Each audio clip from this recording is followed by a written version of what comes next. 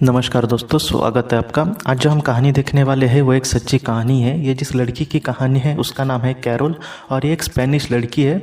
इसके साथ ये हुआ था दोस्तों कि अब तक जिसने इसने जो भी किया था या फिर उसके जीवन में कुछ ना कुछ बुरा ही घटता रहा। जिसके वो करीब गई वो कुछ उसको इस दुनिया से चला जाता रहता था। पहले तो उसकी जो माँ थी उस पर उसका बहुत प्यार था, उन दोनों का अच्छी बॉन्डिंग थी, लेकिन उसकी जो माँ थी उसको छोड़कर चली गई।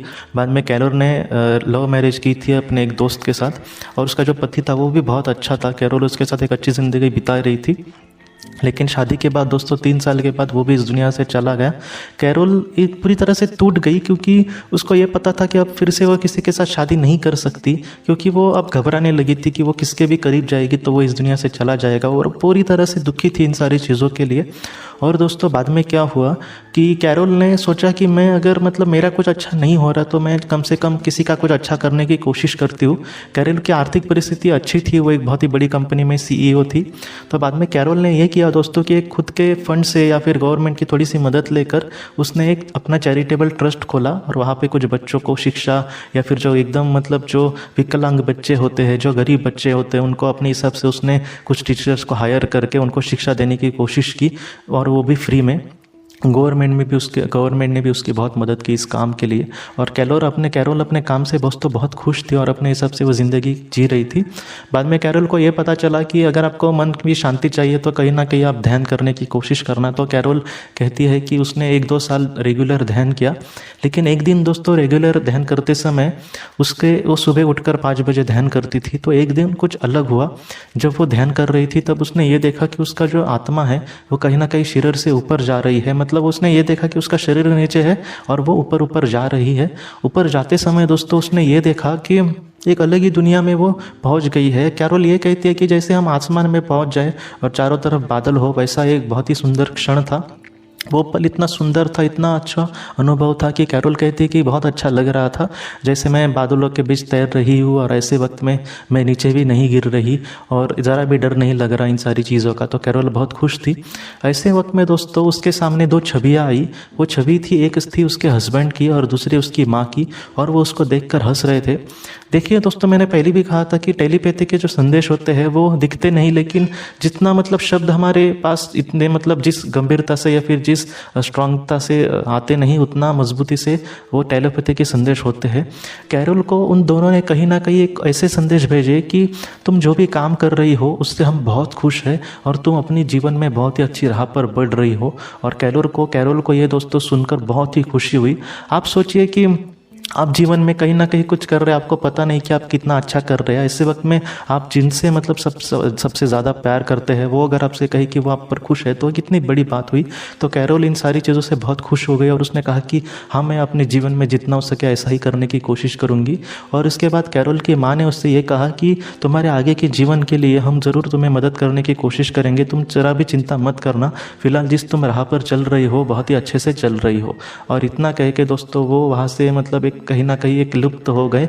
और उसके हस्बैंड की भी आखिरी की जो हंसी थी दोस्तों, कैरोल ये कहती है कि वो देखकर मुझे इतना अच्छा लगा कि ऐसा नहीं लगा कि वो मुझे छोड़कर चले गए, ऐसा लगा कि कहीं ना कहीं वो मेरे साथ हमेशा है। और उसके बाद कैरोल ये कहती है कि वो बाद में वो अचानक उसका ध्यान खुल गया। और उस दिन दोस्तों कहीं ना कहीं कैरोल ये कह रही थी कि जैसे किसी का हाथ मेरे सिर पर है और मैं बहुत ही खुशी से अपनी ज़िंदगी जी रही थी। जो भी वो NGO का काम कर रही थी, चैरिटेबल ट्रस्ट का, वो और भी अच्छे से करने लगी और बहुत खुशी से वो करने लगी। जितना हो सके बच्चों की मदद करने लगी, उनके साथ वो खुश रहने लगी। धीरे धीरे उस चैरिटेबल ट्रस्ट में दोस्तों एक टीचर आया और वो भी, उसकी भी ज़िंदगी ऐसी ही थी, उसका भी अपने जीवन में कोई नहीं था और वो तकरीबन 3-4 साल बड़ा था कैरोल से। और धीरे धीरे कैरोल की उसके साथ दोस्ती हो गई और उन दोनों को ये पता चला कि सच्चा जो सुख है वो कहीं ना कहीं इंसानियत में है। जो जिनको हम मदद कर सकते हैं उनकी अगर हम अपने हिसाब से मदद कर सके तो उसमें जो सच्ची खुशी है वो वो सबसे बड़ी खुशी है, ये उन दोनों को पता चला। और उसके बाद कैरोल ये कहती है कि उन दोनों के स्वभाव या फिर उन दोनों के जो जो भी पसंदीदा चीज़ें हैं वो एक जैसी ही थी और वो एक दूसरे के दोस्तों आकर्षित होने लगे और उन दोनों ने बाद में शादी भी कर ली। और कैरोल कहती है कि मुझे कहीं ना कहीं जीवन में एक नया एक मकसद मिल गया, फिर मैं जीवन को अब एक अलग तरीके से देखती हूँ, जैसे पहले देखती थी वैसे नहीं। तो कैरोल की जो कहानी है, कैरोल यही कहती है कि आज मैं बहुत खुश हूँ अपने पति के साथ और मेरी माँ और उसका जो पहला पति है वो भी उसके साथ हमेशा है, उसको दिल से पता है। कैरोल की जो कहानी कहानी है सबसे बड़ी दो चीज़ें मुझे लगता है कि सिखाती है कि जीवन में हमारे साथ कभी कभी कुछ बुरा हो जाता है, तब कुछ लोग कैरोल जैसे टूट जाते हैं, लेकिन वैसे ही मतलब एक कैरोल जैसे अंदर की एक शक्ति वैसे भी अगर हमारे मन में हम तो उत्पन्न करने की कोशिश करें दोस्तों, तो हम कुछ जीवन में बहुत अच्छा करने की कोशिश भी कर सकते हैं। हाँ, कैरोल जैसा इतना बड़ा हमें नहीं जम सकता, लेकिन थोड़ा बहुत भी अगर हम दूसरे के लिए करें तो ये बहुत बड़ी चीज़ है। और दूसरी बात कि अगर हमारे जीवन में दोस्तों हम अपने आप को संभाल कर कुछ अच्छा करते हैं तो सिर्फ हमारे आत्मा का उससे उद्धार नहीं होने वाला, बल्कि हमारे जो अपने हैं उनको भी बहुत बहुत खुशी मिलने वाली इन सारी चीज़ों से। तो ये जो दो मतलब मुझे लगता है कि ये दो जो अनुभव है वो बहुत बड़े हैं। और कहीं ना कहीं तीसरा जो अनुभव है वो भी बहुत बड़ा मुझे लगता है कि हमारे जो अपने हैं वो कहीं ना कहीं हमेशा हमारे साथ होते हैं। और आज में मुझे कुछ लोग कहते हैं कि वो हमें कुछ मदद करते हैं क्या, देखिए अपनी सब से वो शायद करते होंगे, लेकिन कभी कभी हमारी आत्मा ने भी कुछ ऐसी चीज़ें चयन की होती है, इस वजह से हमारे सामने तो हमें दुख भोगना पड़ता है। हाल ही में कुछ ऐसे भी लोग होते हैं जो कहते हैं कि ये सारी बातें कितनी सच है, क्योंकि हमें तो हमारे जो करीबी है वो सपने में नहीं दिखाई देते। मैं आपको दिल से कहता हूँ दोस्तों, जो टेंशन में रहता है एकदम दिन भर उसी में सोच में रहता है, रोता रहता है, तो ऐसे लोगों को बहुत मुश्किल है देखना। क्यों? क्योंकि मैंने पहले भी कहा था कि जो शांत हृदय का इंसान है या फिर जो रेगुलर ध्यान करता है, मेडिटेशन करता है, तो या फिर जो प्राणायाम वगैरह करते हैं, इनका थोड़ा सा अंतर्मन धीरे धीरे जागरूक हो जाता है, तो हम उस परे की दुनिया से थोड़ा सा कनेक्ट हो पाएंगे। वो भी करके 100% हमारे सामने आएगा कि नहीं पता, लेकिन हम कोशिश कर सकते हैं।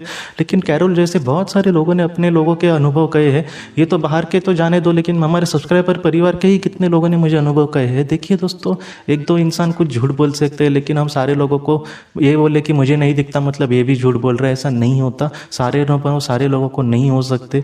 मैंने पहले भी कहा है कि अगर आपको ऐसे अनुभव चाहिए तो जितना हो सके रेगुलर ध्यान करने की कोशिश करनी होगी। हम 2-3 दिन करेंगे, मेरा भी बहुत बार ऐसा होता है कि 2-3 दिन करेंगे, बाद में कुछ नया टेंशन आया हमारे संसार का, तो हम फिर से मतलब उन सारी चीज़ों में डूब जाते हैं। तो ऐसे नहीं हो सकता है। रेगुलर हम एकाग्रता से अगर करेंगे कुछ ना कुछ हमें ज़रूर पता चलेगा, लेकिन एक होता है ना कि विश्वास के साथ करें तो अच्छा है। मैं सच कहता हूँ, ये जो अनुभव है मैं दिल से मतलब मेरा एक ही मोटिव है, और ईश्वर भी जानते हैं कि जिन्होंने किसी अपने को खोया है उनको थोड़ी सी राहत मिले, उनको ये पता चले कि उनके अपने जो है हमारे उनके साथ है। कैरोल जैसे उनके जो अपने हैं, अगर वो कुछ अच्छा करते हैं अपने जीवन में, तो उनके जो अपने हैं उनको तो उनसे भी ज़्यादा खुशी मिलने वाली है। तो कम से कम उनको खुशी मिले, इसलिए हम कुछ अच्छा करने की कोशिश करें। मेरा यही मोटिव है, बाकी दोस्तों कुछ भी नहीं है।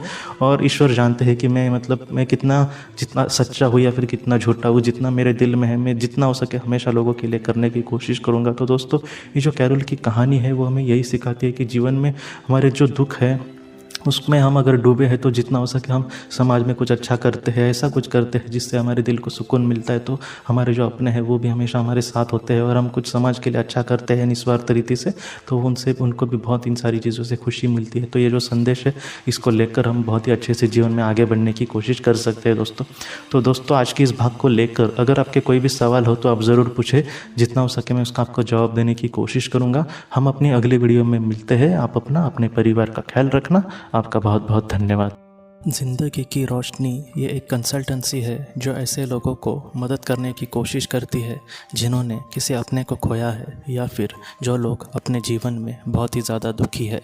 जो लोग इस संस्था के साथ जुड़ेंगे उन्हें पास्ट लाइफ रिग्रेशन के ऑडियो, ध्यान करने के लिए 5 ऑडियो, 10 ऑडियो बुक्स और उसके साथ साथ PDF किताबें, मतलब ऐसी किताबें जो मोबाइल या फिर लैपटॉप या फिर कंप्यूटर पर आप पढ़ सकते हैं, ऐसी किताबें उन्हें ईमेल पर या फिर व्हाट्सएप पर भेजी जाएंगी।